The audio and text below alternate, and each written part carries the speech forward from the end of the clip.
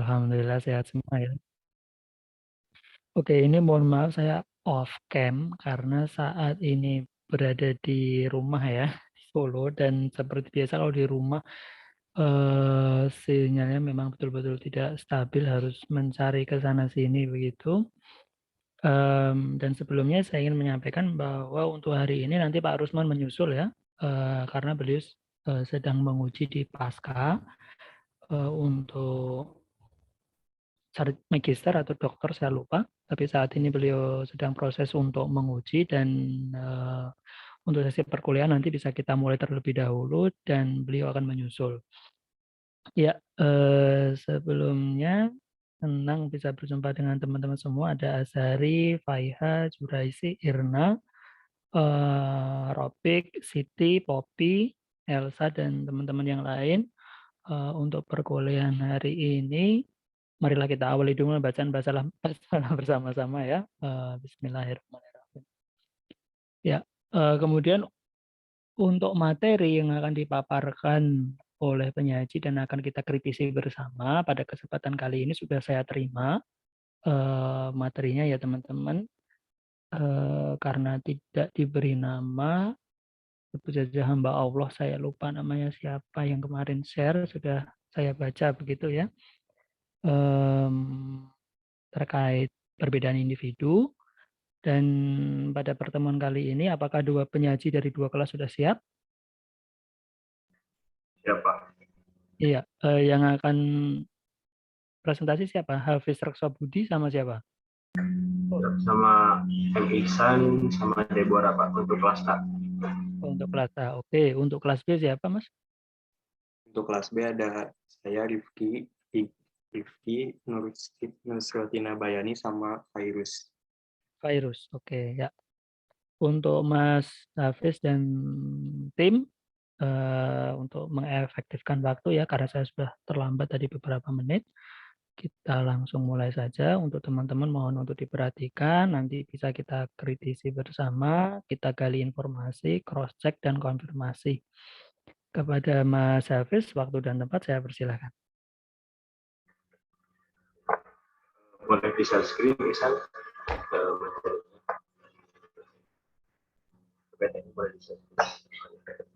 Sudah terlihat?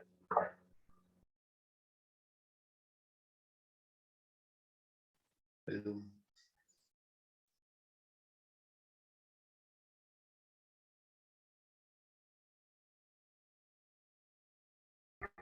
Sudah ada materinya, sudah terlihat.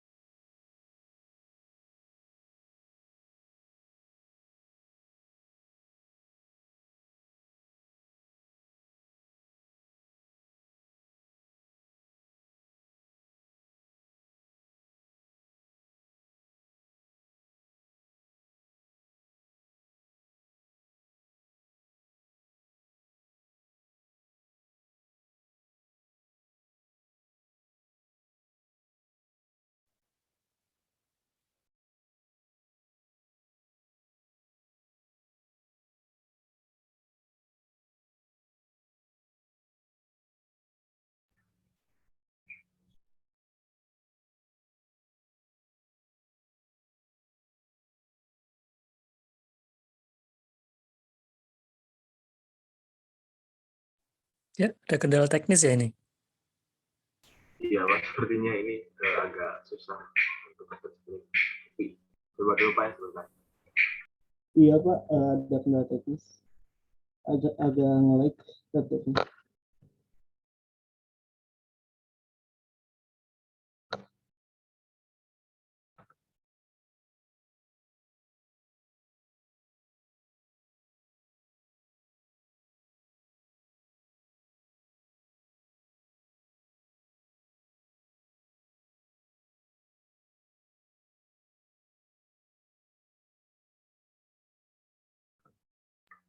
Apakah Oke. sudah ada? Ya, sudah. Bismillahirrahmanirrahim. Assalamualaikum warahmatullahi wabarakatuh. Selamat pagi teman-teman, juga Bapak Budi yang saya hormati, serta rekan-rekan yang saya banggakan.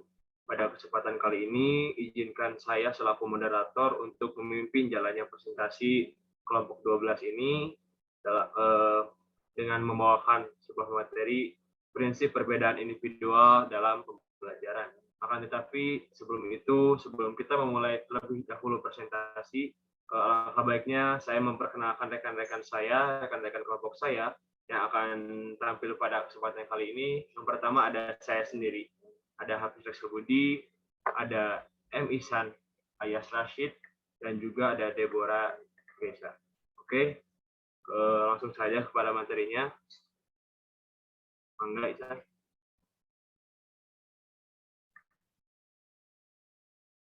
Boleh di slide.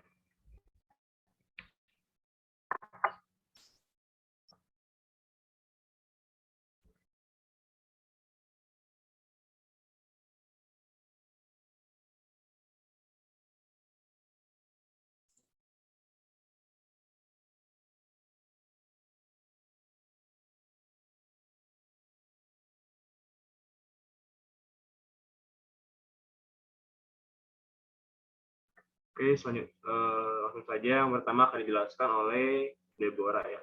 Kepada Deborah dipersilakan. Baik, terima kasih moderator. Di sini saya akan menjelaskan perbedaan menurut para ahli. Perbedaan individu adalah psikologi pribadi yang menjelaskan perbedaan dan persamaan psikologis orang.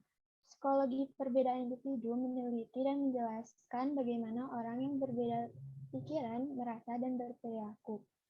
Lalu menurut Lindgren, pengertian perbedaan dan perbedaan individu berkaitan dengan perubahan yang terjadi secara visual dan psikologis. Dalam Kamus Ekos dan Sadali 1975, individu adalah kata benda dari individual yang berarti orang, perseorangan, dan oknum.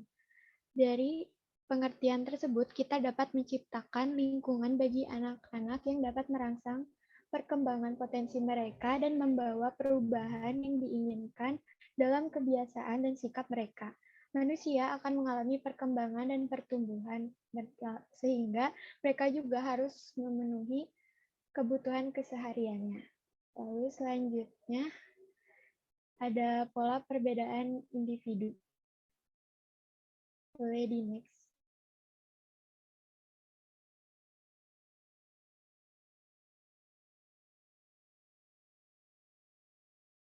Pola perbedaan individu yang bersifat umum secara biologis dan sosial dalam tiap-tiap individu menurut Gary yaitu 1. Perbedaan fisik, tingkat dan berat badan, jenis kelamin, pendengaran, penglihatan, dan kemampuan bertindak.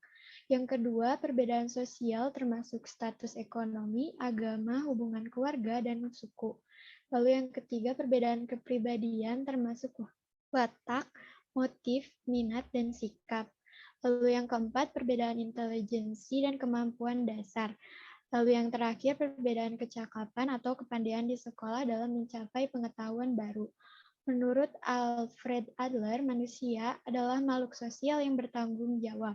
Teori ini memiliki kekuatan untuk memprediksi perilaku manusia melalui tujuan semu atau akhir dari perilaku yang dilakukannya sebagai tujuan akhir dari deskripsi diri manusia. Hal ini sangat menarik karena cara pandang ini sangat positif dan tentunya dapat menambah kegairahan dan gaya hidup manusia dalam beraktivitas. Sekian yang dapat saya sampaikan, saya kembalikan kepada moderator. Oke, terima kasih kepada Deborah Gesa yang telah menjelaskan materi dan memaparkan materinya. Selanjutnya ada materi yang akan disampaikan oleh saudara M. Ihsan Ayas. Kepada Ihsan, saya persilakan.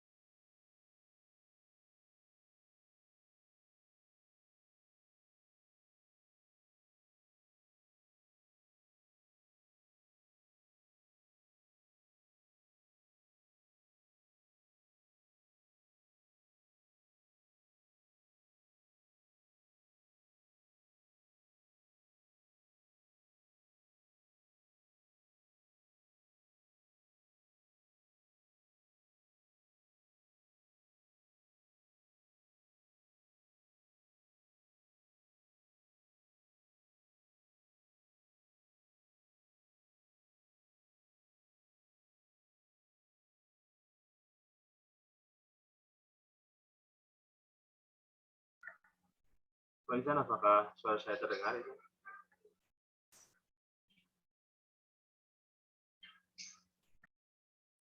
Terdengar.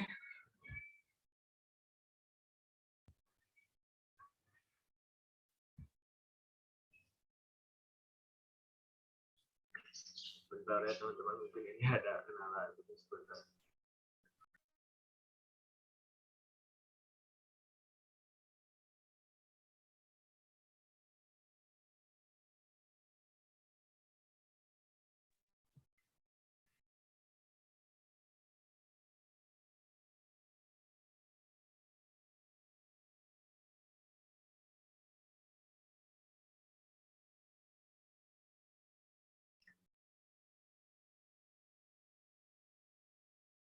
Agak terlempar dari Zoom, mungkin saya akan sedikit membackup materi yang akan Isan sampaikan.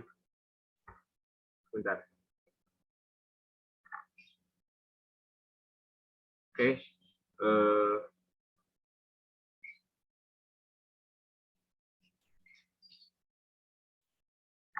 Sini saya akan menjelaskan tentang karakteristik individu ya. Sini karakteristik ini sendiri adalah kombinasi dari apa yang ada antar faktor biologis yang diwariskan atau bawaan dan pengaruh lingkungan yang disadari setiap orang dan merasa ciri-ciri perkembangan biologis lebih berkelanjutan daripada faktor perkembangan lingkungan yang memengaruhi. Dan selanjutnya ada perbedaan individual berdasarkan Al-Quran.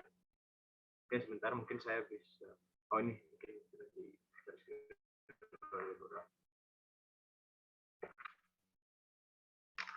ya, itu next slide selanjutnya.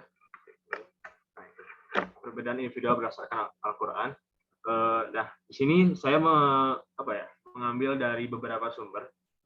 Dari Isan menemukan dari sumber Al-Quran itu sendiri, dan dari sumber itu ada materi yang bisa saya ambil atau ilmu yang bisa saya dapatkan di surat Al-Hujurat ayat 49.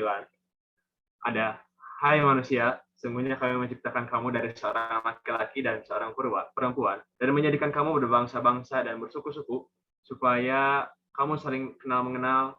Sesungguhnya orang yang paling mulia di antara kamu di sisi Allah ialah orang yang paling takwa di antara kamu. Sesungguhnya Allah Maha mengetahui lagi Maha mengenal. Dan selanjutnya yang kedua ada, katakanlah, ada surat Al-Isra ayat 17 lebih. Katakanlah tiap-tiap orang berbuat menurut keadaan masing-masing, maka Tuhanmu lebih mengetahui siapa yang lebih benar jalannya. Oke, next. Slide selanjutnya. Boleh.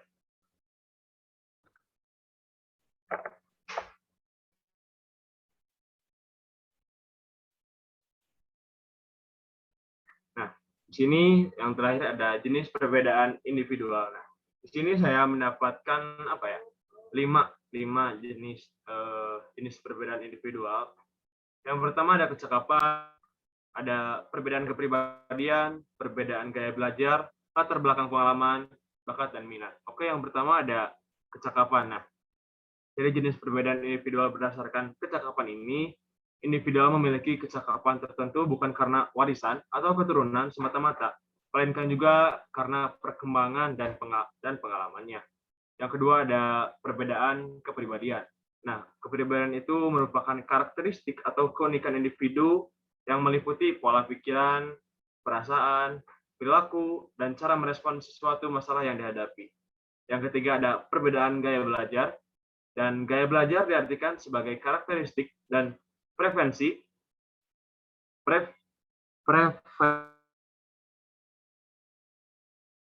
mengumpulkan informasi, menafsirkan, mengorganisasi, merespon, dan memikirkan informasi tersebut.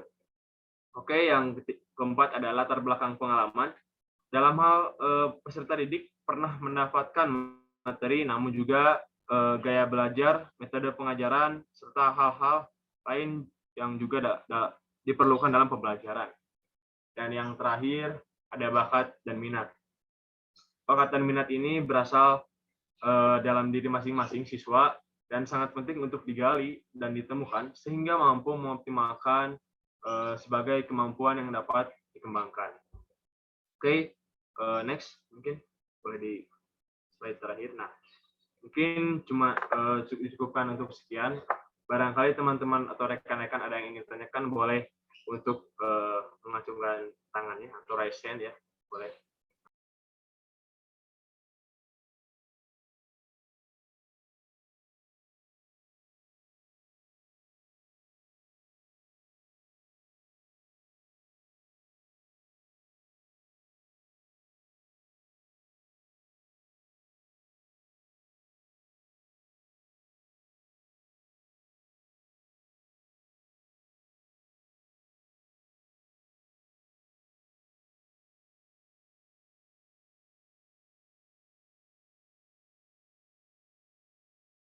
Ya, silakan.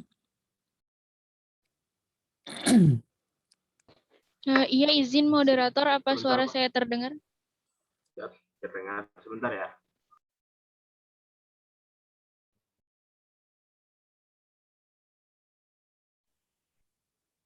Ya, sebentar, untuk penyaji selanjutnya dipastikan dicek dulu ya.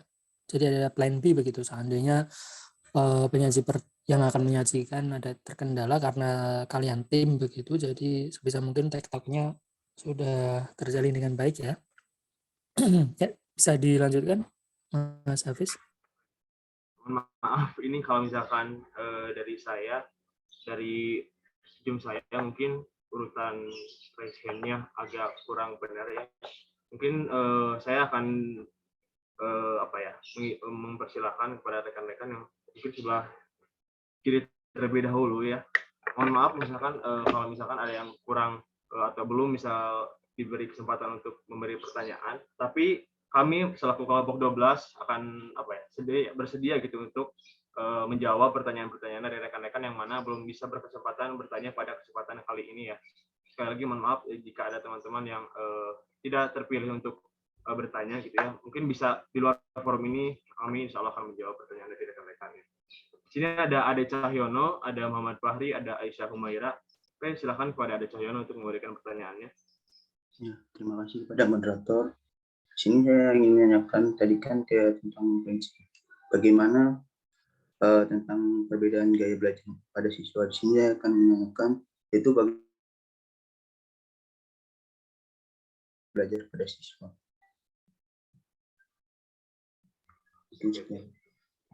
Terima kasih kepada Ade Cahyono. Apakah Ihsan bisa mendengar atau Deborah juga sudah bisa menyimak pertanyaannya? Oke. Ya, selanjutnya ada Muhammad Fahri, mangga. Ya, sebelumnya apakah suaranya terdengar? Ya, terdengar. Ya. Saya Muhammad Fahri dari kelas 1A, izin bertanya. Pertanyaan saya, menurut kelompok Anda, apa sih tujuan dari adanya prinsip perbedaan individual dalam proses pembelajaran ini? Terima kasih. Baik, terima kasih kepada Muhammad Fahri yang sudah memberi pertanyaan. Selanjutnya ada Aisyah Humaira, ya mangga kepada Aisyah Humaira untuk bertanya. Baik, izin bertanya, maaf sebelumnya off cam karena jaringannya kurang baik. Mau bertanya, jadi bagaimana cara mengetahui bakat dan minat peserta didik yang tertutup dan mungkin sulit gitu untuk berinteraksi dengan guru atau teman sesamanya? Terima kasih. Oke, terima kasih Aisyah yang sudah memberi pertanyaannya. Mungkin mohon izin Pak, mungkin untuk selanjutnya melanjutkan presentasi kepada kelompok kelas B terlebih dahulu. Setelah itu saya akan menjawab pertanyaan yang diberikan teman-teman semuanya. Baik.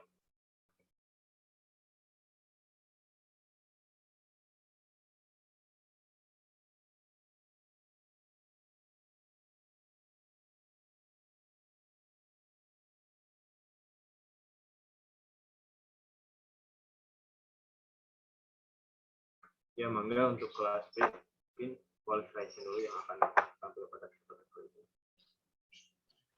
Baik, terima kasih kepada moderator dari kelas A. Sebelumnya boleh raise hand dulu mungkin ya dari presenter kelas B-nya.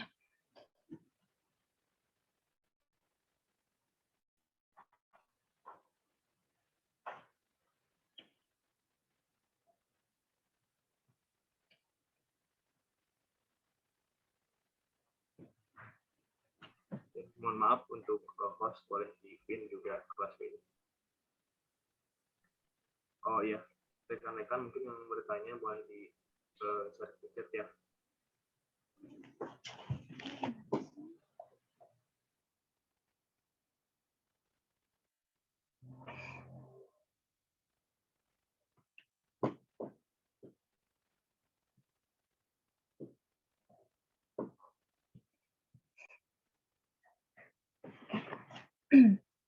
Baik, bismillahirrahmanirrahim. Assalamualaikum warahmatullahi wabarakatuh. Alhamdulillahirrahmanirrahim. Selamat pagi menuju siang kepada semuanya. Yang terhormat kepada Bapak Rusman MPD dan Bapak Budi Setiawan MPD, gitu ya, serta teman-teman program studi teknologi pendidikan angkatan 2021, baik kelas A maupun kelas B yang saya banggakan, gitu ya. Semoga semuanya dalam ini. Nah, insya Allah di pagi hari ini saya akan menjadi moderator untuk memandu kegiatan presentasi serta diskusi yang akan dibawakan oleh kelompok 12 dari kelas B. Nah, untuk materi atau topik yang akan kami bahas pada kesempatan kali ini adalah prinsip perbedaan individual dalam pembelajaran. Nah, mungkin sebelum masuk kepada materinya, izinkan saya untuk memperkenalkan dulu anggota-anggota kelompok dari kelompok 12B, gitu ya, kelas B. Nah, yang pertama ada Fairuz Basman Sidik Bukhari dengan NIM 2106182, dan kemudian ada Nusrotina Bayani, saya sendiri, dengan NIM 2108606, dan yang terakhir ada Rifki Hafiz dengan NIM 2103384. Nah, untuk itu, saya akan persilahkan kepada pemateri pertama untuk menyampaikan materinya. Kepada Rifki Hafiz, dipersilahkan. Baik, terima kasih kepada moderator sudah mempersilahkan saya. Jadi yang pertama ada definisi prinsip belajar. Prinsip belajar adalah suatu hubungan yang terjadi antara peserta didik dengan pendidik agar siswa mendapat motivasi belajar yang berguna bagi dirinya sendiri. Prinsip belajar dapat digunakan sebagai landasan berpikir, landasan berpijak, dan sumber motivasi agar proses belajar dan pembelajaran dapat berjalan dengan baik antara pendidik dan peserta didik. Boleh di next. Lalu ada prinsip belajar yang terkait dengan pembelajaran. Ada 10 prinsip. Yang pertama ada prinsip kesiapan. Yang dimaksud dengan prinsip kesiapan yaitu proses yang dipengaruhi kesiapan siswa atau kondisi siswa yang memungkinkan ia dapat belajar. Yang kedua ada prinsip motivasi. Motivasi adalah suatu kondisi atau keadaan dari peserta didik untuk mengatur arah kegiatan dan memelihara kondisi tersebut.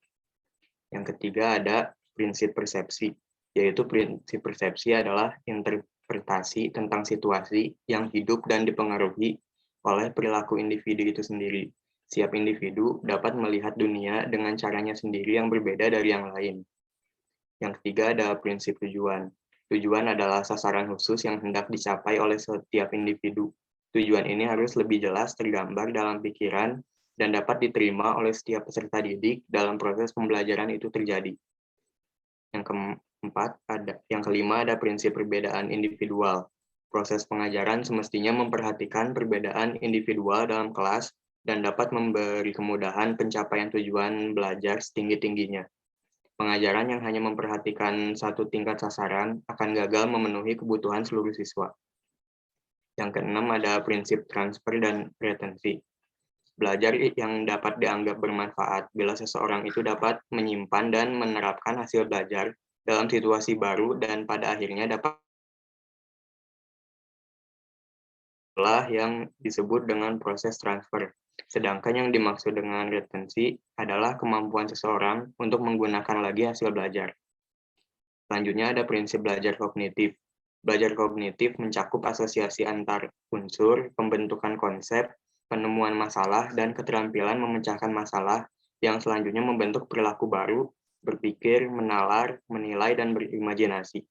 Dalam prinsip ini akan melibatkan proses pengenalan dan penemuan. Selanjutnya ada prinsip belajar afektif, yaitu belajar afektif akan mencakup beberapa unsur, yaitu nilai emosi, dorongan, minat, dan sikap. Prinsip belajar afektif seseorang akan menemukan bagaimana ia menghubungkan dirinya dengan pengalaman yang baru. Prinsip belajar evaluasi. Belajar evaluasi dapat mempengaruhi proses belajar saat ini dan selanjutnya. Pelaksanaan pelatihan evaluasi memungkinkan bagi individu untuk menguji kemajuan dalam pencapaian tujuan. Yang terakhir ada prinsip belajar psikomotor. Proses belajar psikomotor individu menentukan bagaimana ia mampu mengendalikan aktivitas ragawinya. Belajar psikomotor mengandung aspek mental dan fisik. Boleh di next. Lalu ada prinsip pembelajaran individual. Prinsip pembelajaran individual itu proses pengajaran semestinya memperhatikan perbedaan individual dalam kelas dan dapat memberi kemudahan pencapaian tujuan belajar setinggi-tingginya.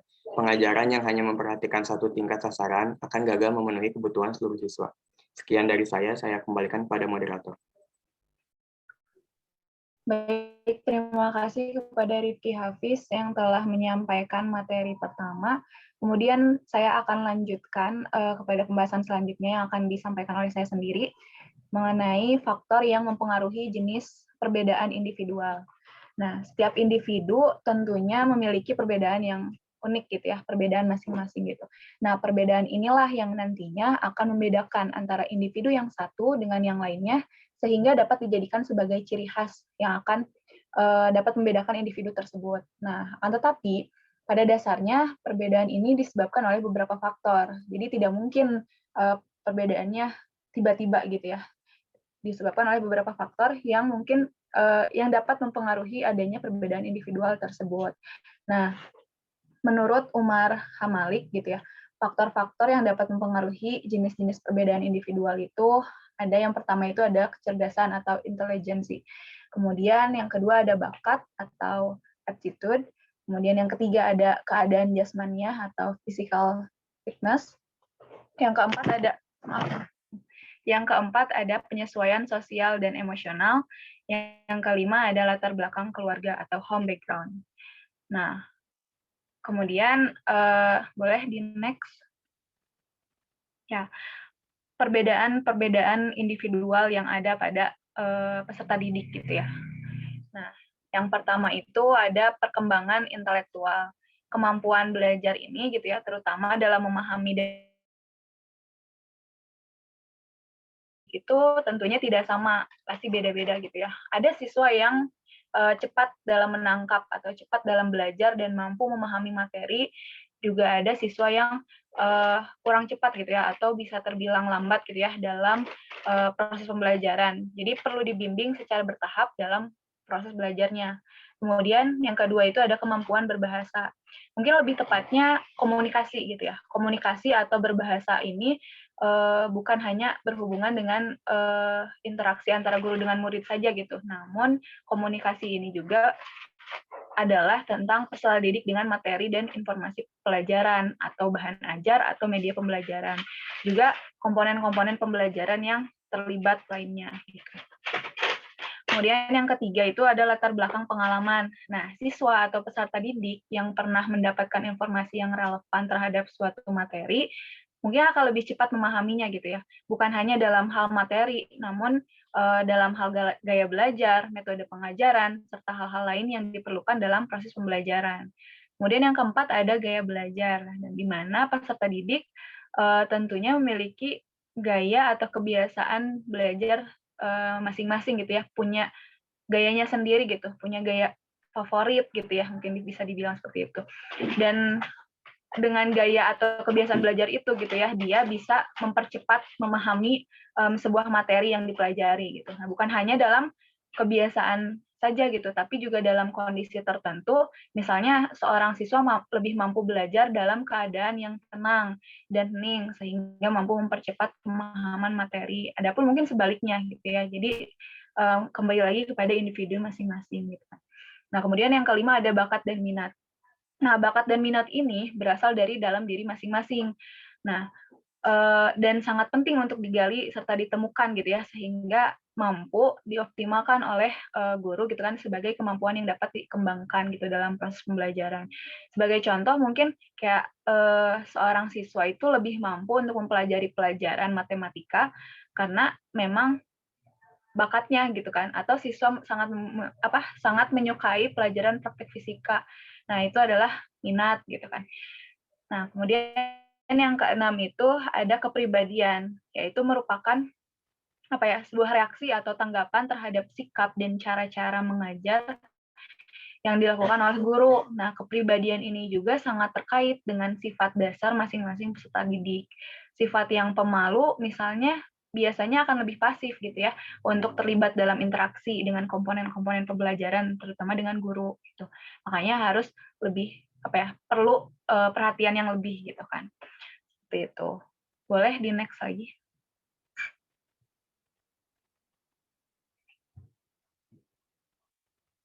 Nah, kemudian ada pengembangan prinsip pembelajaran gitu ya.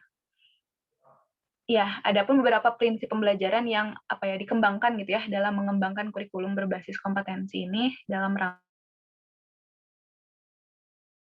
Nah, menurut Puskur, rambu-rambunya adalah yang ini ya, yang di bawah gitu kan 5 poin ini. Yang pertama adalah kesempatan untuk belajar, di mana kegiatan pembelajaran perlu menjamin pengalaman siswa untuk secara langsung mengamati dan mengalami proses, produk, keterampilan, dan nilai yang diharapkan. Kemudian yang kedua adalah pengetahuan awal siswa. Nah, kegiatan pembelajaran itu perlu mengaitkan pengalaman belajar yang dikaitkan dengan pengetahuan awal siswa, serta disesuaikan dengan keterampilan dan nilai yang dimiliki siswa, sambil memperluas dan menunjukkan keterbukaan cara pandang dan cara tindak sehari-hari gitu kan untuk siswa. Kemudian yang ketiga itu ada refleksi, yaitu di mana kegiatan mengajar itu perlu menyediakan pengalaman belajar yang bermakna, yang mampu mendorong tindakan dan renungan gitu ya, atau refleksi ini gitu kan pada setiap siswa. Kemudian yang keempat adalah memotivasi, di mana kegiatan pembelajaran harus mampu menyediakan pengalaman belajar yang memberi motivasi dan kejelasan tujuan. Kemudian yang kelima atau yang terakhir itu ada keragaman individu, dan di mana kegiatan pembelajaran perlu menyediakan pengalaman pembelajaran yang mampu membedakan kemampuan individu yang satu dengan yang lainnya sehingga variasi metode mengajar itu diperlukan gitu. Nah, untuk selanjutnya materi selanjutnya akan disampaikan oleh sebentar.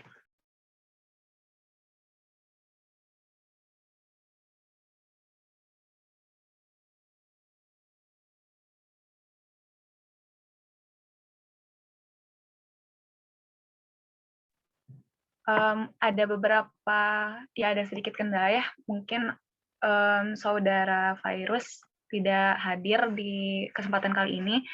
Untuk itu dilanjutkan oleh Rifki dulu ya untuk materi yang seharusnya disampaikan oleh Virus. Kepada Rifki dipersilahkan. Baik, terima kasih moderator atas kesempatannya. Saya akan melanjutkan bagian Virus.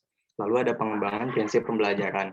Kemandirian dan kerjasama, kegiatan pembelajaran perlu menyediakan pengalaman belajar yang mendorong siswa untuk belajar mandiri maupun melakukan kerjasama. Yang pertama ada suasana yang harus mendukung, lalu belajar untuk kebersamaan, siswa sebagai pembangun gagasan, keempat rasa ingin tahu, lalu harus menyenangkan, interaksi dan komunikatif, lalu belajar cara belajar. Bisa di next. Lalu ada cara melayani perbedaan individual. Berbagai cara dapat dilakukan oleh guru untuk melayani perbedaan individual yang terjadi dalam proses belajar mengajar di sekolah, supaya siswa memiliki niatan dan termotivasi untuk belajar. Menurut Omar Hamalik, cara-cara melayani perbedaan individual adalah sebagai berikut. Pertama ada pengajaran individual, lalu ada pengajaran unit, keempat ada kelas khusus bagi siswa yang cerdas, kelima ada kelas remedi bagi para siswa yang lamban, lalu ada pengelompokan berdasarkan abilitas, lalu ada pengelompokan informal, lalu ada supervisi periode individualisasi, memperkarya dan memperluas kurikulum, 10 ada pelajaran pilihan, 11 ada diferensiasi pemberian tugas dan pemberian tugas yang fleksibel. Lalu ada sistem tutorial, pelajaran padat, bimbingan individual, dan terakhir ada modifikasi metode-metode mengajar. Sekian dari saya kembalikan pada moderator.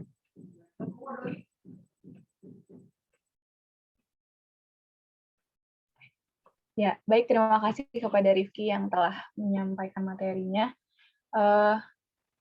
Untuk itu, di sini kita akan lanjut mungkin ya kepada sesi tanya-jawab, tapi sebelumnya saya akan menampung 3 pertanyaan dulu. Boleh yang akan bertanya, silahkan raise hand.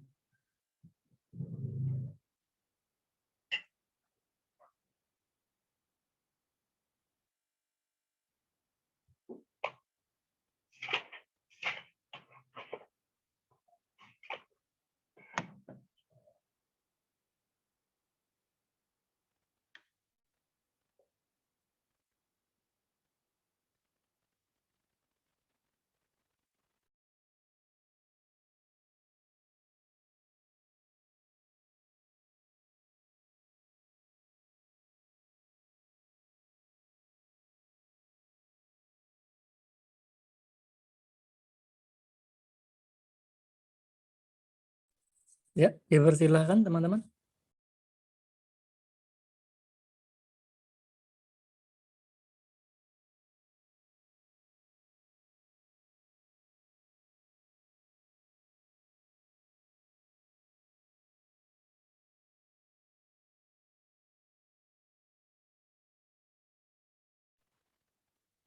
Iya, mohon maaf ya sebelumnya, ini saya pakai handphone, jadi agak lama untuk mencari yang raise hand.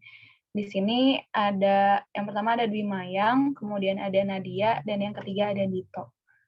Boleh untuk kepada Mayang, dipersilakan menyampaikan pertanyaannya. Ya, baik. Terima kasih, Mbak Yan. Perkenalkan, sebelumnya saya Dwi Mayang Sari, saya dari kelas A. Saya ingin bertanya, tadi kan ada ada pengelompokan antara kelompok cerdas dan yang lamban gitu. Menurut kelompok kalian, apakah itu perlu gitu? Sedangkan dengan adanya pengelompokan seperti itu, pasti menimbulkan kecemburuan sosial gitu di sekolah tersebut gitu. Dan apakah perlu gitu? Seperti itu. Terima kasih. Baik, terima kasih Dwi Mayang. Selanjutnya kepada Nadia, silahkan untuk menyampaikan. Dibahas mengenai perbedaan individual, salah satunya ada minat dan bakat. Saya ingin bertanya, semisal guru memberikan suatu tugas dengan ada pilihan tema tertentu, dan ada beberapa orang siswa hanya mengikuti teman-temannya yang lain saja. Apakah itu berarti apa yang dapat guru tersebut lakukan terhadap situasi tersebut, dan apakah itu berarti guru tersebut gagal dalam memacu kreativitas dan minat anak didiknya? Terima kasih. Ya, baik. Terima kasih kepada Nadia. Selanjutnya kepada Dito, dipersilakan. Baik, terima kasih kepada moderator. Izin saya untuk bertanya. Tadi dibahas tentang perkembangan intelektual. Saya mau bertanya, apakah instansi pendidikan perlu mengelompokkan siswa-siswa yang cerdas dengan yang bisa dibilang biasa saja gitu dalam perbedaan kelas atas, tengah, dan bawah untuk mengatasi perbedaan individual dalam pembelajaran. Sekian, terima kasih.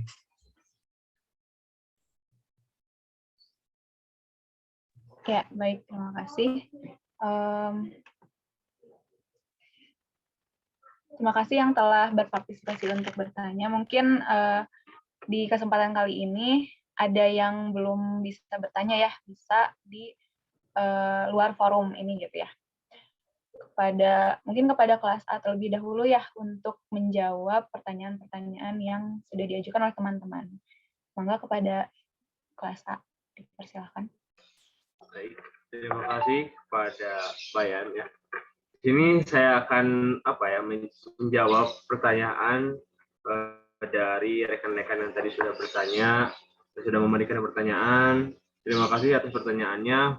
Mohon maaf jika ada teman-teman yang belum bisa mungkin bertanya. Saya sediakan waktu untuk di luar forum ini untuk bertanya ya. Oke, di sini saya akan menjawab pertanyaan dari Ade Cahyono ya. Yang pertama, bagaimana caranya agar kita mengetahui perbedaan gaya belajar ya pada siswa. Nah, di sini yang pertama, guru itu harus harus dituntut kayak lebih untuk mengetahui karakteristik siswa seperti apa, minat bakat siswa seperti apa, cara siswa mengekspresikan diri dalam belajar seperti apa. Terus juga dengan dengan kita tahu bahwa siswa itu menyukai dengan hal-hal tersebut. Nah, guru itu mungkin bisa untuk lebih kayak menyesuaikan dengan mencoba metode-metode belajar mana yang memang mana nanti cocok gitu untuk diterapkan kepada siswa-siswa yang sesuai dengan minat bakat, sesuai dengan cara dia mengekspresikan diri, sesuai dengan kayak karakteristiknya juga. Mungkin seperti itu, Adik. Apakah bisa terjawab? Terima kasih, Hafiz.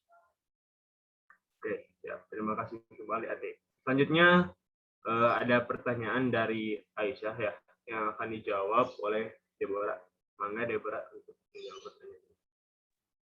Baik, saya akan menjawab pertanyaan dari mengetahui bakat dan minat peserta didik yang tertutup dan mungkin sulit untuk berinteraksi dengan guru atau teman sesamanya. Untuk mengetahui bakat dan minat seseorang siswa yang tertutup dalam peran guru, dapat dilakukannya pendekatan yang khusus bagi siswa tersebut, seperti mengobrol, bertanya, dan lebih sering berinteraksi dengan siswa tersebut agar menjadi lebih dekat tanpa ada rasa canggung, dan kita dapat mengetahui minat dan bakat siswa tersebut, misalnya meluangkan waktu di luar jam pelajaran dan mendengar cerita siswa tersebut. Bisa juga dilakukannya pembelajaran secara berkelompok sehingga terjadi diskusi antar sesama anggota kelompoknya. Bagaimana, Aisyah? Apakah sudah terjawab? Sudah, terima kasih. Oke, terima kasih kepada Deborah yang sudah menjawab pertanyaan dari Aisyah. Selanjutnya ada pertanyaan dari Muhammad Fahri yang akan dijawab oleh M. Ihsan. Ya, mangga Ihsan untuk menjawab pertanyaannya. Baik, terima kasih.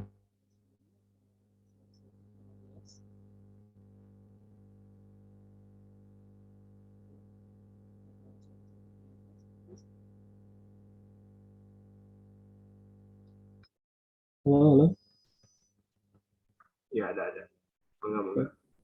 Tadi kan Fahri bertanya, apa sih tujuan dari prinsip perbedaan individual dalam pembelajaran? Nah, tujuannya agar kita mengetahui cara untuk memahami cara dan teknik terbaik untuk memaksimalkan potensi diri dan peserta didiknya dalam proses pembelajaran, dan juga dapat membantu dan memfasilitasi mereka untuk belajar efektif, produktif, efisien, seirama dengan kerja otak yang dimilikinya. Sehingga murid akan belajar lebih efisien, percaya diri, dan lebih puas dengan kemajuan belajar mereka. Mungkin sekian untuk jawabannya. Apakah jelas, Fahri? Ya, cukup jelas. Terima kasih, Ihsan. Oke, terima kasih banyak untuk teman-teman semua atas pertanyaannya, sudah menyimak materinya. Mudah-mudahan kita semua bisa mengambil pelajaran materinya, juga kita bisa mengamalkan materi-materi yang kita dapat pada kesempatan kali ini. Mudah-mudahan ilmunya bermanfaat juga untuk rekan-rekan semua. Terima kasih sudah meluangkan waktunya untuk memperhatikan kami, kelompok 12. Dan mungkin cukup sekian yang presentasi dari kelompok kami. Mohon maaf, semisal memang banyak kesalahan atau mungkin banyak yang kesalahan-kesalahan di luar manusia ya, tepatnya salah juga. Mudah-mudahan teman-teman semua bisa memakluminya gitu. Terima kasih atas perhatiannya. Assalamualaikum warahmatullahi wabarakatuh. Saya serahkan kepada moderator kelas B untuk menjawab pertanyaannya. Ya, baik, terima kasih kepada Hafiz. Mungkin di sini kami kelompok 12 kelas B akan menjawab pertanyaan dari Nadia dulu ya. Gitu. dengan pertanyaan. Ini saya akan ulangi dulu ya pertanyaannya. Kalau tadi kan sebelumnya dibahas tentang perbedaan individual gitu ya. Nah, salah satunya itu ada bakat dan minat. Nah, kalau misalkan guru memberikan suatu tugas dengan tema yang beragam, tapi ada aja gitu ya satu atau dua orang yang hanya ikut-ikutan gitu ya, ikut-ikutan temannya saja gitu. Nah, apakah yang dapat guru lakukan gitu ya untuk mengatasi situasi tersebut, dan ketika hal itu terjadi, apakah itu berarti guru tersebut gagal dalam memacu kreativitas dan minat bakat anak didiknya gitu ya. Nah, sebelumnya mungkin di sini apa yang kelompok 12 sampaikan gitu ya, ini bukan menjadi standar kebenarannya gitu ya, tapi di sini kami hanya menyampaikan pandangan kami terhadap pertanyaan-pertanyaan yang diajukan gitu. Jadi harapannya teman-teman mungkin tidak sampai di sini gitu, tidak puas sampai di sini dengan jawaban dari kami, jadi bisa menggali lebih dalam lagi gitu ya. Jadi jangan sampai puas sampai sini gitu ya. Nah, kembali lagi ke pertanyaannya Nadia. Menurut pandangan kami gitu ya, yang namanya kan kembali lagi gitu ya pada prinsip individu itu kan pasti memiliki karakteristik atau ciri khasnya masing-masing gitu, punya perbedaannya masing-masing. Nah, dalam hal belajar pun seperti yang sudah dijelaskan gitu ya sebelumnya, ada siswa yang mungkin cepat gitu ya dalam menangkap, ada yang kurang cepat itu atau mungkin bisa disebut lambat gitu kan ya. Nah, tapi dalam hal kreativitas pun sama gitu. Ada orang yang atau ada siswa yang mungkin cepat gitu ya dalam mengembangkan kreativitas ketika sudah dikasih judul misalkan, dikasih tema misalkan temanya alam, oh dia langsung kepikiran, oh ya mau kayak gini. Tapi ada juga siswa yang mungkin kurang cepat gitu ya menangkap gitu, sehingga kreativitasnya juga kurang bisa langsung gitu ya dikembangkan gitu kan pada saat itu. Nah, jadi mungkin bukan menjadi tolak ukur gitu ya, bukan menjadi tolak ukur kegagalan seorang pengajar atau guru gitu ya, ketika ada siswanya yang masih ikut-ikutan. Mungkin tadi balik lagi gitu bahwa itu adalah proses gitu. Yang namanya proses belajar seseorang itu pasti beda-beda ya. Ada yang sudah mulai duluan, ada yang sudah kreatif duluan gitu ya, tapi ada yang sedang masih mencari gitu, masih mencari kreativitasnya. Nah, mungkin dua orang atau ya tadi satu atau dua orang itu gitu yang masih gitu referensi untuk mengembangkan kreativitasnya gitu. Jadi mungkin dari situ kreativitasnya akan berkembang gitu. Oh, ketika udah ngelihat contohnya, oh kayak gini maksudnya. Terus jadi lebih kebayang gitu si anak-anak ini tuh. Gitu. Nah, kurang lebih seperti itu. Jadi tidak bisa dikatakan mungkin kurang sesuai aja gitu ya ketika hal tersebut terjadi terus kemudian guru tersebut dikatakan gagal dalam mengajar gitu ya, kurang setuju gitu ya kalau kami gitu, karena balik lagi kepada prinsip perbedaan individu ya, maksudnya beda-beda gitu proses belajarnya, tidak bisa disamaratakan. Mungkin itu, semoga menjawab. Bagaimana Nadia? Baiklah, Bayan. Ya, sama-sama. Baik, selanjutnya pertanyaan Dito ya. Pertanyaan dari Dito yang akan dijawab oleh Rifki. Baik, saya izin menjawab pertanyaan dari Dito. Jadi, apakah instansi pendidikan perlu mengelompokkan siswa-siswa yang cerdas dengan tidak cerdas dalam perbedaan kelas atas, tengah, dan bawah untuk mengatasi perbedaan individual dalam pembelajaran? Jadi, menurut pandangan kelompok kami kan mengingat adanya perbedaan-perbedaan yang terdapat pada diri masing-masing individual, jadi maka menyamaratakan semua siswa ketika guru mengajar pada dasarnya kurang sesuai dengan prinsip individualitas. Setidaknya guru tuh harus menyadari gitu bahwa setiap individu tuh punya perbedaan dan perbedaan itu harus diperhatikan oleh guru. Jadi pas waktu proses belajar mengajar berlangsung, siswa tuh dapat berperan aktif dalam pembelajaran. Dengan demikian, instansi pendidikan tuh nggak usah mengelompokkan siswa-siswa yang cerdas dan tidak cerdas. Tapi peran guru seharusnya tuh menyadari ketika ada siswa yang cepat menerima pelajaran yang diberikan atau sebaliknya ada yang lemah dan lamban dalam menerima pelajaran, sehingga guru tuh dapat melakukan suatu upaya untuk mengetahui gimana sih cara menangani perbedaan-perbedaan yang ada pada diri siswa saat proses belajar mengajar berlangsung. Gitu. Apakah udah cukup, Dito? Cukup, Lutfi. Terima kasih.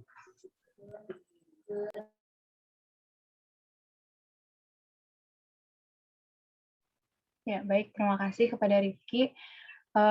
Selanjutnya pertanyaan terakhir ya, dari Dwi Mayang. Mungkin kami ya, kelompok 12 menangkapnya ini adalah pertanyaan yang kurang lebih sama ya, yang dengan pertanyaan yang diajukan oleh Dito gitu kan, terkait apakah perlu gitu ya, adanya pengkelasan berdasarkan tingkat kecerdasan atau tingkat penangkapan materi gitu ya dari setiap peserta didik. Nah, mungkin tadi saya akan menekankan lagi gitu ya di sini. Dari yang tadi Rifki sudah sampaikan gitu ya, dengan perbedaan-perbedaan tersebut ya tidak mengharuskan gitu. Jadi maksudnya kurang setuju juga ya kami gitu. Mengelompokkan anak-anaknya atau peserta didiknya sesuai dengan apa ya, kapasitas menangkap dari materinya gitu ya. Karena tadi kan balik lagi gitu ya bahwa beda-beda gitu. Tapi yang perlu ditekankan di sini adalah tadi dari pengajarnya harus bisa gitu ya menyadari bahwa ya perbedaan-perbedaan itu gitu yang apa ya, menjadi ya tanggung jawab bersama gitu ya untuk bagaimana tujuan dari proses pembelajaran tetap tercapai gitu dengan beda-bedanya gitu ya, dengan perbedaan yang ada gitu. Dan tadi kalau misalkan Dwi Mayang bilang akan menimbulkan kecemburuan sosial, iya benar banget gitu ya, pasti bakal menimbulkan hal seperti itu gitu kan secara tidak langsung. Dan bisa jadi dengan timbulnya kecemburuan sosial itu malah membuat mental siswa itu jadi turun gitu ya, motivasi untuk belajarnya jadi turun, jadi males lah gitu. Ah ini mah udah dibeda-bedain dan lain sebagainya gitu. Nah, jadi mungkin kami juga kurang setuju ya ketika tadi di kelas-kelaskan gitu berdasarkan tingkat kecerdasannya. Mungkin seperti itu, Dwi Mayang, semoga menjawab. Iya, terima kasih. Sudah Ya. cukup. Ya, terima kasih kembali. Sebelum, ya alhamdulillahirrahmanirrahim, 3 pertanyaan sudah terjawab gitu ya. Nah, kembali lagi diingatkan, jangan sampai puas sampai di sini gitu ya. Nah, mungkin bisa digali lagi jawaban-jawabannya. Nah, sebelum ditutup, mungkin saya akan memberikan kesempatan kepada Rifki untuk memberikan kesimpulan dari pembahasan kita di hari ini. Kepada Rifki dipersilahkan. Baik, jadi kesimpulan untuk yang sudah kita bahas tadi, jadi setiap individu tuh pasti memiliki perbedaan yang unik. Perbedaan inilah yang nantinya akan membedakan antara individu yang satu dengan yang lainnya, sehingga dapat dijadikan sebagai ciri khas yang dapat membedakan individu tersebut. Akan tetapi, pada dasarnya, perbedaan ini disebabkan oleh beberapa faktor yang dapat mempengaruhi adanya perbedaan individual yang terdapat pada setiap individu. Terima kasih. Ya, baik. Terima kasih kembali kepada Rifki. Mungkin itu kesimpulan yang bisa kami, kelompok 12 di kelas B, sebelum ditutup lagi gitu ya, mungkin saya akan serahkan kepada kelas A untuk memberikan kesimpulan juga. Dari kelas B, kami, kelompok 12, izin mengundurkan diri. Assalamualaikum warahmatullahi wabarakatuh. Baik, terima kasih kepada Bayani.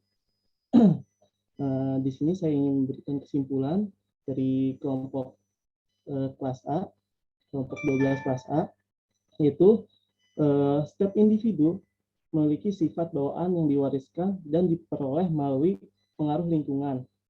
Nah, tadi juga kan telah disebutkan oleh Hafiz 5 jenis perbedaan individual. Kemudian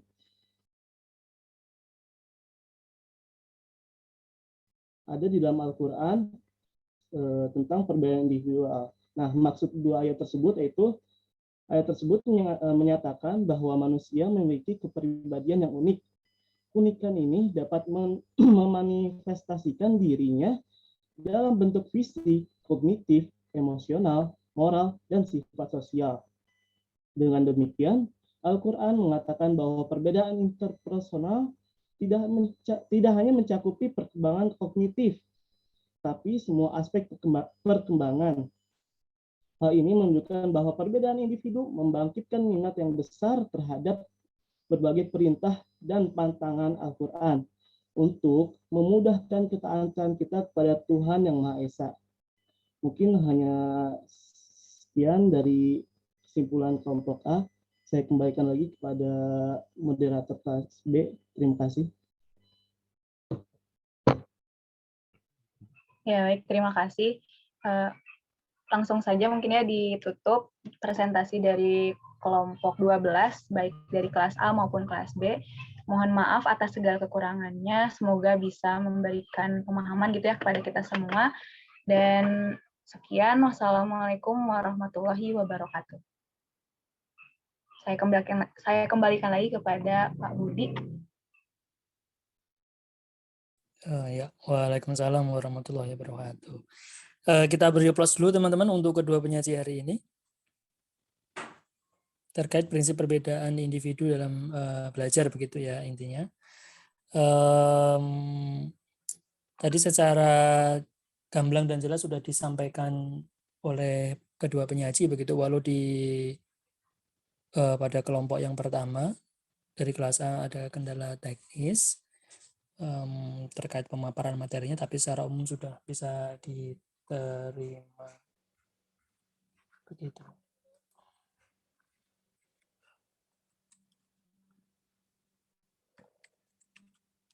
Sebentar.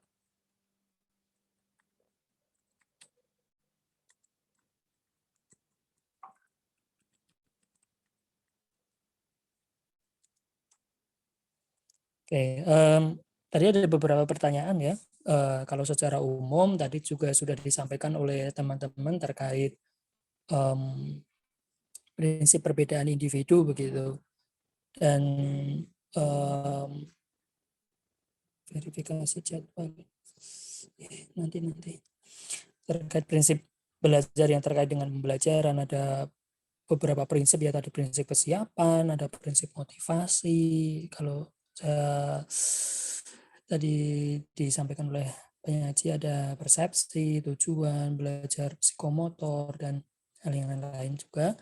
Kemudian ada perbedaan individu pada peserta didik begitu ya, perbedaan individual bahwa pada prinsipnya memang setiap memiliki bakat, potensi, minat yang sama, yang berbeda maksud saya, karena setiap manusia itu unik, memiliki kekhasan yang tidak bisa kita bentuk seperti halnya robot, sehingga memiliki output yang sama begitu, bentuk luaran yang sama. Ibarat kita di pabrik ya, maka pabrik Aqua contohnya, mereka dari tahap praproduksi barang mentah setengah jadi sampai barang jadi, maka relatif ada standar kualitas yang digunakan, quality control begitu, maka produk yang dihasilkan dari segi komposisi internal eksternal akan relatif sama begitu. Tapi karena manusia itu merupakan pribadi yang yang memiliki daya cipta rasa dan karsa di dalamnya, yang seiring dengan perkembangan waktu dan pengaruh dan segalanya itu bisa terjadi fluktuatif, perbedaan dinamika di dalamnya, seperti perkembangan intelektual, pengalaman, kemudian gaya belajar, kepribadian, bakat dan minat dan sebagainya tadi, sehingga akan terjadi perkembangan ya, perkembangan di dalamnya. Nah, tadi juga sudah disampaikan oleh penyaji, perkembangan dalam proses pembelajaran itu bisa terjadi dalam adanya pengetahuan awal, starting point-nya begitu, entry point, kemudian refleksi, motivasi, dan keragaman individu sebagai titik akhirnya begitu. Nah, kalau secara umum tadi apa itu perbedaan individu dalam belajar sudah tersampaikan. Kalau kita memberikan feedback atau masukan, ini sifatnya tambahan ya, karena secara umum sudah disampaikan. Tapi nanti coba saya minta diulang kembali pertanyaan dari Dwi Mayang karena belum begitu, saya menangkapnya belum begitu clear itu tadi. Sebelum ke Dwi Mayang, kita landing dulu ke Ade Cahyono. Tadi disebutkan bagaimana cara kita mengetahui perbedaan gaya belajar siswa ya, ini sifatnya tambahan. Untuk mengetahui perbedaan gaya belajar begitu, kita bisa melihat dari dua sisi ya. Dari peran guru itu sendiri ya, dan juga peran dari warga sekolah, dalam hal ini adalah guru, wali kelas dan guru BK begitu, bimbingan dan konseling. Nah, kalau gaya belajar secara spesifik memang lebih bisa dilihat oleh masing-masing tiap guru mata pelajaran yang diampu. Di tiap materi pokok ya, materi pokok mata pelajaran dalam hal ini bab tertentu, pasti di dalamnya ada kompetensi inti, kemudian standar kompetensi, di dalamnya ada indikator dan sebagainya. Nah, di sini kita akan bisa mengetahui sebetulnya tipikal si siswa ini kecenderungannya pada dengan kompetensi inti, kemudian standar kompetensi, indikator, dan nanti berujung pada kompetensi lulusan, pasti di dalamnya akan memuat 3 aspek yang sering kita ulang-ulang dan dengar sebagai target tujuan pembelajaran, yaitu adanya perubahan perilaku. Perilaku itu tidak hanya berupa gerakan fisik atau apa ya, tapi perilaku di sini adalah perilaku belajar yang terdiri dari kognitif, afektif, dan psikomotor, pengetahuan, sikap, dan keterampilan. Nah, di situ ya. Lalu bagaimana kita bisa tahu perbedaan gaya belajarnya? Oh, contoh di mata pelajaran bahasa Indonesia atau yang IPS begitu, mata pelajaran IPS yang mereka lebih menitik beratkan kepada kemampuan untuk membaca, mendengarkan, menyimak begitu, nanti maka akan terlihat nilai siswa-siswa tertentu itu akan kecenderungannya, oh kalau si X ini pada mata pelajaran IPS dia akan nilainya kurang karena lebih banyak pada ceramah begitu. Kalau pada mata pelajaran IPA yang berbasis analisis, yang berbasis kajian pragmatis begitu, kemudian ada juga praktek di lab begitu, siswa ini cenderung memiliki nilai yang tinggi. Kemudian ada siswa juga yang di keduanya itu tidak menonjol, tapi yang berbasis psikomotorik, praktek fisik ya, sebagai contoh olahraga, itu si anak ini malah cenderung tinggi nilainya. Nah, kemudian oleh karenanya di jenjang SMA ya khususnya itu ada yang namanya penjurusan apakah di IPA, IPS atau bahasa. Nah, penjurusan ini bisa dilihat dari bisa menentukan juga nanti kecenderungan gaya belajarnya. Oh, kalau yang IPS, yang IPA, yang olahraga atau bahasa gitu, maka pendekatannya pun akan berbeda. Apakah lebih ke auditori, apakah yang sering kita dengar ya, auditori, apakah nanti visual ataukah kinestetik. Tapi balik lagi bahwa pemilihan gaya belajar itu tergantung dari materi atau oleh guru ya. Ini dari perspektif guru itu lebih melihat dari kebutuhan materi pokoknya, bahan kajiannya, topik yang akan disampaikan kepada siswa. Oh, lebih pasnya kita sampaikan dengan media apa ini? Apakah visual, auditori, ataukah kinestetik begitu. Tapi kalau dari siswa, memang siswa itu sendiri memang dia memiliki preferensi ya. Oh, kalau Ropik itu sukanya yang visual, suka gambar-gambar ya, berbagai macam gambar. Nah, gambarnya Meisya, gambarnya Dito, gitu. Gambarnya siapapun begitu itu visual. Kemudian saya memiliki kecenderungan apa-apa dan sebagainya. Apakah dia artinya tidak menyukai yang praktek atau yang contohnya yang praktek dan yang visual karena dia suka yang lebih yang auditori? Ini bisa lanjut ke intrinsik ya, faktor intrinsik yang berasal dari dalam. Bisa juga karena lingkungan, bisa juga karena karakter begitu. sehingga menentukan preferensi atau kecenderungan gaya belajarnya. Sehingga kenapa perlu adanya penjurusan yang IPA, IPS, bahasa, ataupun yang ada di SMK begitu, karena ini dikaitkan dengan gaya belajar. Gaya belajar berhubungan dengan pengalaman belajar yang berakhir dengan pencapaian tujuan pembelajaran dan kompetensi lulusan nanti. Kemudian yang kedua ada pertanyaan dari Fahri, menurut kelompok Anda tujuannya dari prinsip pembedaan individual dalam proses pembelajaran? Ya, tadi juga sudah disebutkan, sudah terjawab sebetulnya ya.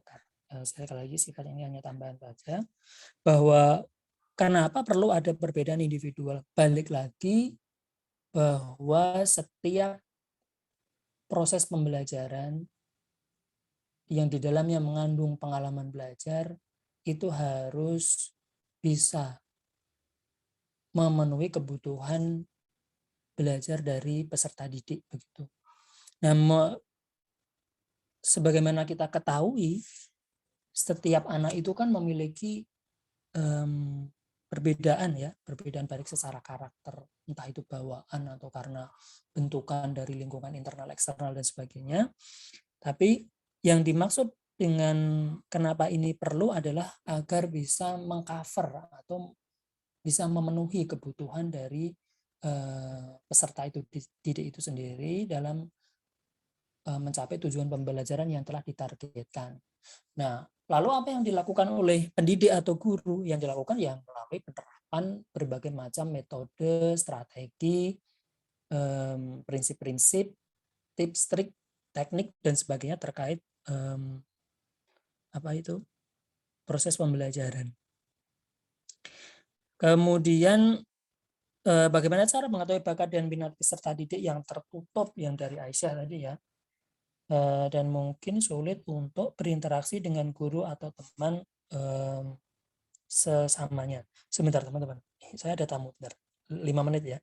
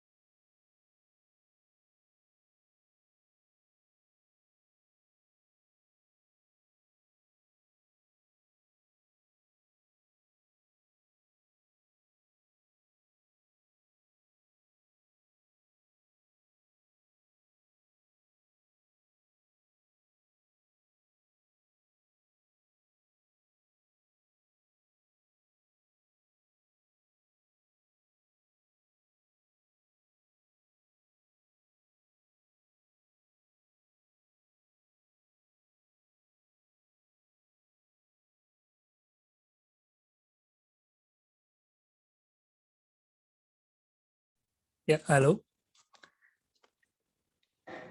Terdengar ya Dito ya, Aldi? Ya, terdengar Pak. Oh ya, oke. Saya lanjutkan ya, maaf ada tamu sebentar tadi. Nah, bagaimana cara mengetahui bakat dan minat peserta didik yang tertutup? Nah,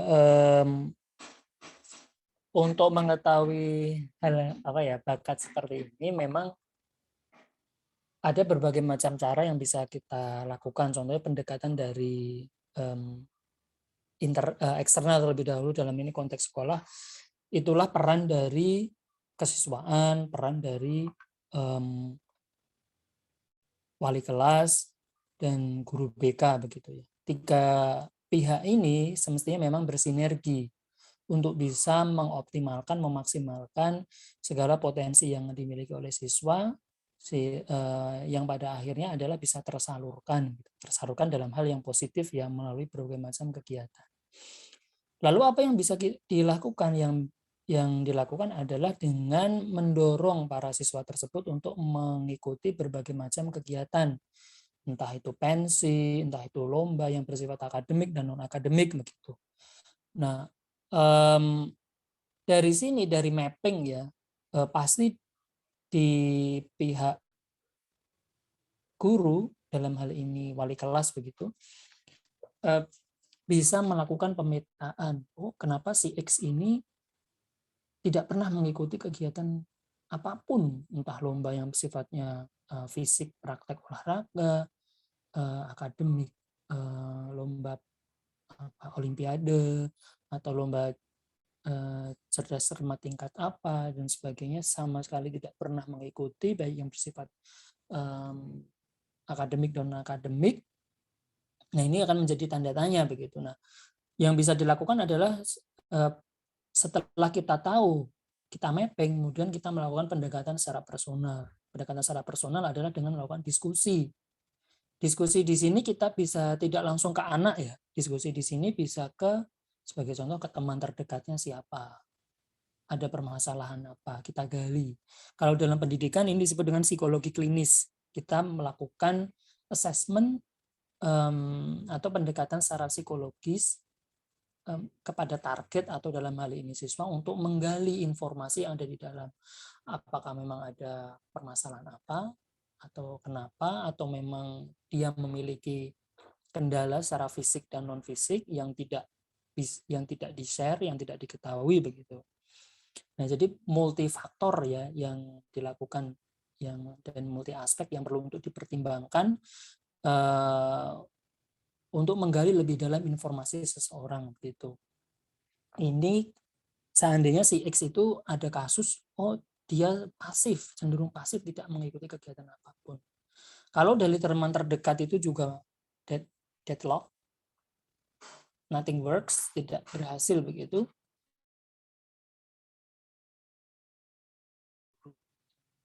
oleh wali kelas. Nah, dengan tentunya melibatkan orang tua, berdiskusi dengan orang tua, dengan guru, mohon maaf, dengan siswanya tersebut, sehingga ada pendekatan secara bertahap, tidak langsung to the point mengarah ke siswa, karena bisa jadi secara psikis akan menjadi terganggu begitu, yang mana karakter orang kan berbeda-beda, sehingga perlu kehati-hatian dalam menangani hal seperti ini. Layaknya orang prank begitu ya, sering kita mendengar, oh dengan dalih prank, sosial eksperimen begitu. Ada yang terakhir ini dia prank nembak lawan jenis begitu, tapi ternyata dia hanya prank. Nah, dan si gadis ini ternyata memang suka sama si ini, udah dewasa ya, anak kuliahan begitu, kalau teman-teman lihat di TikTok ya. Nah, kemudian yang terjadi, si cewek ini depresi pada akhirnya karena dia merasa dipermalukan, dipermainkan, dan sebagainya.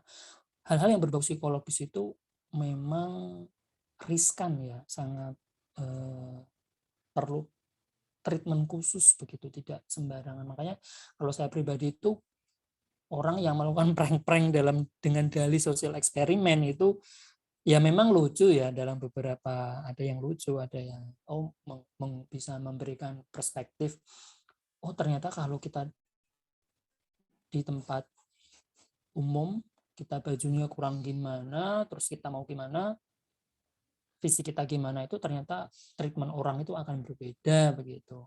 Nah, tinggal kontennya sebetulnya, tinggal konten prank. Nah, cuma sekarang tuh orang kebablasan dalam membungkus prank-prank itu. Kalau secara umum untuk mengetahui bakat dan minat, balik lagi kita bekerja sama, wali kelas bekerja sama dengan kesiswaan, ini konteksnya sekolah ya, mengadakan kegiatan-kegiatan, mengikut sertakan anak dalam kegiatan lomba-lomba begitu, kompetisi-kompetisi, sehingga nanti akan terlihat bakat dan minat dari masing-masing peserta didik. Tapi kalau memang ada kendala secara karakter, introvert, kemudian pemalu, tidak percaya diri, dan sebagainya, memang kita harus melakukan pendekatan-pendekatan yang telah disampaikan tadi, baik secara internal maupun eksternal, secara bertahap begitu ya, gradual, step by step. Nah, untuk Dwi Mayang saya skip dulu karena saya nggak bisa nangkep tadi pertanyaannya apa, ke distract ada tamu tadi. Kemudian yang kedua, yang lanjut ke Nadia ya, saya menambahkan saja untuk perbedaan minat. Oh, tadi prinsipnya begini ya. Kalau ada siswa yang pasif, ngikut saja begitu. Karena ada Dito, ada Aldi, ada Meyesha, itu satu kelompok. Si Aldi kayak gitu. Oh, Aldi itu ngekor saja, itu bagaimana begitu. Nah, memang ini masalah klasik ya. Masalah klasik. Bahkan kalau kita boleh jujur, di perkuliahan pun teman-teman pasti juga masih ngalami. Nah, itu balik lagi prinsip perbedaan individu dalam belajar. Tapi semestinya karena teman-teman ini sudah andragogi, pendidikan orang dewasa, yang diutamakan adalah tanggung jawab. Tanggung jawab itu apa? Oh, ini kebutuhan saya. Kebutuhan saya siapa? Ya saya yang bertanggung jawab. Saya yang harus bisa berkomitmen dan berkontribusi begitu. Nah, itulah perbedaan utama pendidikan. Nah, semoga teman-teman nanti ada kesempatan studi di luar negeri ya. Jadi Bapak, mohon maaf, ini bukan bermaksud gimana-gimana. Bapak itu kan S2 dan S3-nya itu kan beasiswa. Nah, jadi saya dorong teman-teman ini untuk bisa studi ke luar negeri via beasiswa. Nanti kalau mau diskusi apa bisa sharing-sharing bisa begitu. Nah, kenapa saya pribadi mendorong untuk teman-teman ke luar negeri? Karena pengalaman belajar itu akan sangat berharga kalau kita bisa, oh di dalam negeri gini, oh di luar negeri seperti ini, dan kita bisa mengambil tahu gapnya apa, bisa kita ambil, bisa menjadi pengalaman bekal hidup untuk di sini dan menjadi nilai tambah kita, sehingga kita punya pengalaman yang lebih. Ini bukan kita artinya mendowngrade yang menurunkan atau memandang rendah pendidikan dalam negeri, tidak loh ya. Karena pendidikan itu kan luas, pengalaman belajar itu luas, dan kita harus bisa mengambil dari mana saja, itu tidak hanya dari satu sudut pandang, oh di sini saja, di sini saja, tidak. Nah, jadi kalau saya yang pertama adalah bahasa Inggrisnya ya, bahasa Inggrisnya harus punya skor TOEFL, artinya dari sekarang harus belajar TOEFL, itu penting. Dengan TOEFL teman-teman bisa ikut pertukaran pelajar yang kampus Merdeka ini ada, kalau tidak salah nanti ada skema pertukaran pelajar begitu kalau tidak salah. Nah, jadi dulu zaman Bapak itu kan sulit ya untuk mencari beasiswa, juga sulit, kesempatan pendanaan dari kayak kesempatan-kesempatan sekarang itu juga yang ada sekarang itu sulit. Jadi yang teman punya sekarang tuh manfaatkan sebaik-baiknya.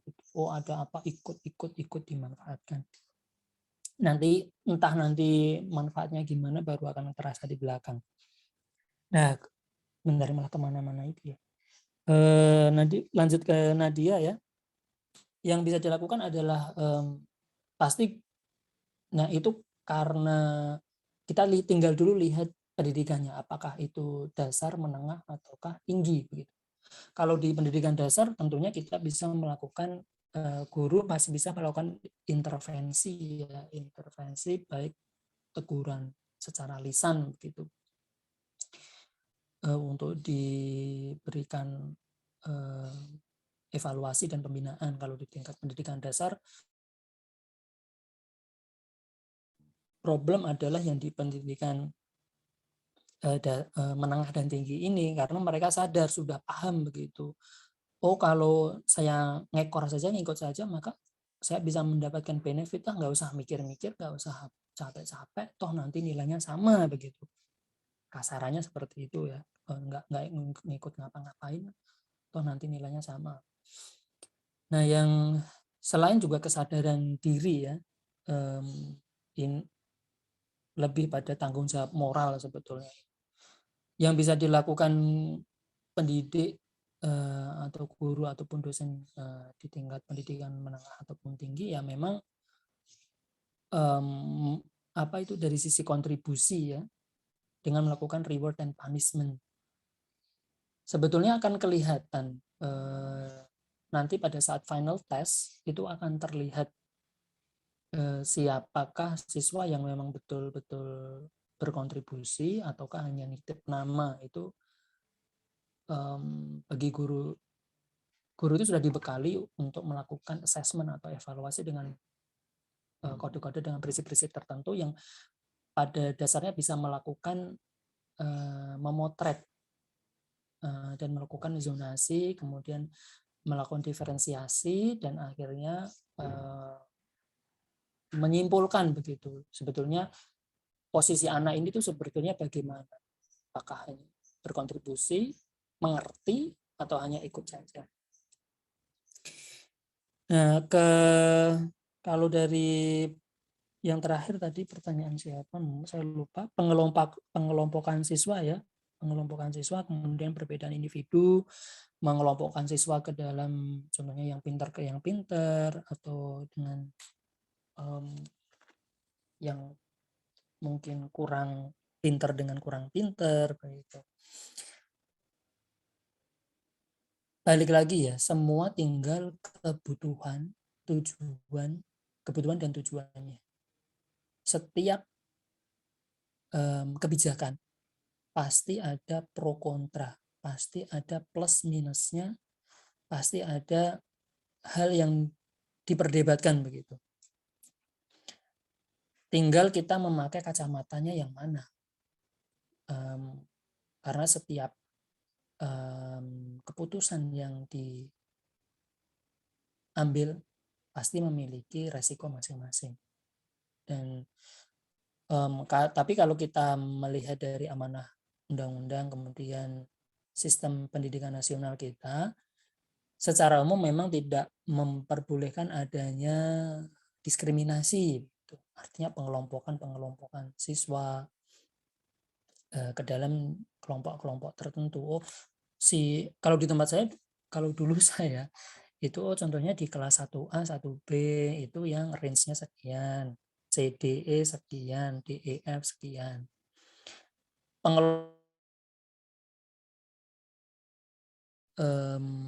Kalau kita bicara pengelompokan ya, mendiferensiasi atau mengklasifikasikan siswa ke dalam kelompok tertentu berbasis capaian kognitifnya, entah itu melalui pretest atau nilai UN atau nilai apapun, secara numerik kognitif, ada beberapa keuntungan di dalamnya sebetulnya. Keuntungannya apa? Kompetisi. Jadi aura atau kondisi situasi yang terbangun itu positif, kompetitif. Nah, karena kompetitif ada persaingan, maka siswa terpacu untuk belajar, terpacu untuk meraih prestasi semaksimal mungkin. Nah, ini menjadi nilai positif di sisi ini ya. Nah, lalu apa keuntungan yang lain bagi pendidik? Maka pendidik dalam hal ini guru menjadi sedikit melakukan intervensi karena siswa lebih pendekatan belajar lebih berpusat kepada siswa aktif mencari informasi, menjadi kreatif, beranalisis, sehingga konsep HOTS pendidikan kemampuan berpikir tingkat tinggi dari mengamati sampai mengkomunikasikan dalam pendekatan saintifik atau dari C1 sampai C6 itu bisa terwujud atau tercapai. Itu dari sisi positifnya ya. Nah, kalau dari sisi positif yang lain, guru bisa lebih mudah untuk menentukan model, teknik, media dalam proses pembelajarannya untuk mencapai tujuan pembelajaran dan akhirnya adalah kompetensi lulusannya. Sehingga apa? Semua akan lebih relatif terukur, mudah untuk mapping dan mengukurnya. Nah, di sisi lain ada juga kelemahan ya. Kelemahannya apa kalau termapping seperti itu? Pada umumnya kalau kita lihat di yang di Indonesia ya, itu adanya perubahan sikap oleh siswa, cenderung individualis karena menganggap semuanya itu sebagai kompetitor.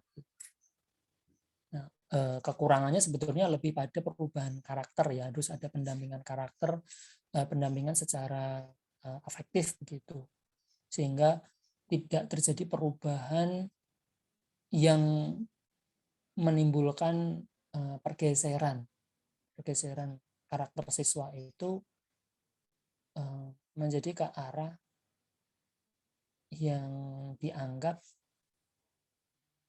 antisosial begitu nanti jadi. Nah, atau divergen dari yang kelas homogen. Kalau yang kelas heterogen apa? Yang dari kelas heterogen kalau dari sisi siswa, kalau dari sisi proses pembelajaran ya, maka akan lebih beragam. Jadi tidak monoton begitu. Kalau si Aldi ini cenderung rame, Arido ini cenderung diam, Jordan itu cenderung apa-apa. Jadi kelas itu menjadi beragam, lebih berwarna begitu. Kalau kita melihat ke kelas itu nggak sepaneng, nggak kayak orang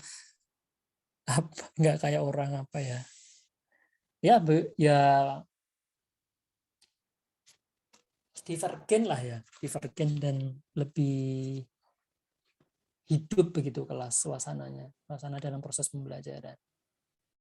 Kemudian siswa yang pintar juga dalam hal ini memiliki kemampuan kognitif yang lebih, itu bisa diarahkan untuk menjadi tutor sebaya, untuk mendampingi teman-temannya yang mungkin kurang atau belum mengerti dan sebagainya. Nah, kalau dari sisi kemudian ada juga interaksi antar siswa itu juga lebih terbangun, baik secara psikologis non psikologis itu lebih, kelas itu bisa lebih hidup. Tapi memang kalau dari segi pengelolaan kelas untuk mencapai tujuan pembelajaran dalam hal ini guru memang harus ekstra keras. Sebagai contoh, Juraisi ini dengan sekali diterangkan sudah paham. Tapi bagi siswa yang lain, saya harus berkali-kali sehingga menimbulkan kejenuhan. Maka kejenuhan itu berdampak pada suasana kelas yang kurang kondusif. Kurang kondusifnya apa? Siswa yang sudah paham, sudah mengerti, maka mereka mencari pelarian dengan melakukan kegiatan yang lain. Entah gerakan-gerakan, atau bunyi-bunyian, atau mengganggu teman yang lain, sehingga proses pembelajaran itu akan tidak berlangsung maksimal. Ada yang sudah mengerti cepat, ada yang lambat, ada yang sudah serangkan berkali-kali, seperti itu. Nah, kendala kelas heterogen rata-rata lebih pada bagaimana guru menerapkan multi strategi. Di sisi lain harus memenuhi ekspektasi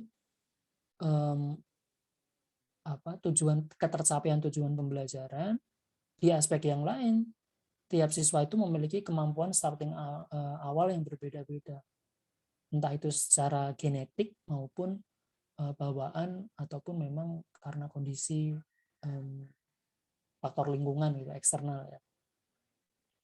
Nah, dengan multi strategi ini guru memang harus belajar ekstra keras, bekerja ekstra keras agar bisa satu mengcover siswa yang berkebutuhan siswa yang cepat belajar bisa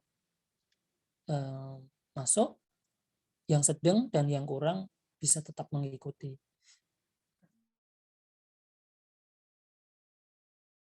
Di semua mata pelajaran begitu tentu tidak semudah yang dibayangkan ya. Coba bayangkan teman-teman, contohnya Natasha ini mau menyampaikan materi terkait prinsip-prinsip media pembelajaran. Nah, media pembelajaran yang baik itu seperti apa? A, B, C, D, E. Nah, kemudian masuk ke kelas ada 10 orang, yang 2 orang cepat sekali dipelajarkan sudah selesai mengerti, yang 3 orang sedang harus 2 kali, yang 5 orang itu ternyata harus berkali-kali. Pada saat kita melakukan pendekatan ke yang 5 ini, yang 5 yang sudah paham ini, kita jadi bingung, ini mau diapain ya? Kalau saya biarin, saya ke fokus yang 5 ini pasti gaduh. Dia pasti mencari perhatian. Sedangkan kita harus, pengalaman belajar itu harus bersamaan begitu. Tidak bisa kita pecah-pecah. Contohnya yang 5 anak di treatment ini dulu, yang 5 anak ini dulu, menjadi akan sangat membuang waktu, tenaga dan energi. Nah, kenapa yang di kelas heterogen itu kecenderungannya dalam ideal ya, versi ideal kelas heterogen itu memang didorong untuk kerja kelompok. Karena harapannya dengan distribusi kelompok siswa tinggi, sedang, rendah dalam satu kelompok disebar begitu, yang tinggi dan sedang ini bisa dan rendah ini bisa saling membantu begitu, bisa saling untuk bisa sharing knowledge dan sebagainya. Nah, harapannya seperti itu. Kalau ditanya pengelompokan siswa itu kalau dilihat dari sisi merupakan hal yang diskriminatif ya sebetulnya. Kalau kita melihat dari policy atau kebijakan yang ada. Tapi fakta di lapangan memang ada benefitnya sebetulnya juga kalau dengan melakukan klasifikasi atau penggolongan itu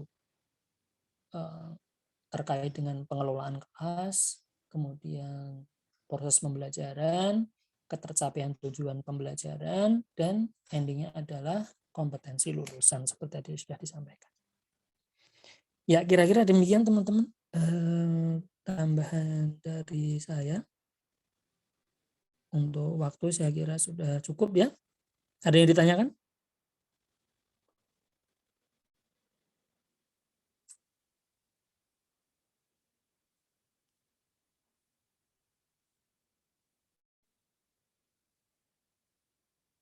Belum ada? Oke, kalau belum ada, saya kira kita cukupkan ya untuk perkuliahan hari ini. Jangan lupa untuk presensi, kemudian monitoring perkuliahan diisi, dan set KM-nya untuk di-approve bagi PJ. Ya, saya kira demikian. Tetap sehat, tetap semangat. Yang mau makan siang dan tidak puasa. Marilah kita tutup perkuliahan hari ini dengan bacaan alhamdulillah bersama-sama. Alhamdulillahirrahmanirrahim. Iya, akhirul kalam. Assalamualaikum warahmatullahi wabarakatuh. Waalaikumsalam warahmatullahi wabarakatuh. Terima kasih banyak Bapak. Terima kasih Pak Budi. Ya, sama-sama.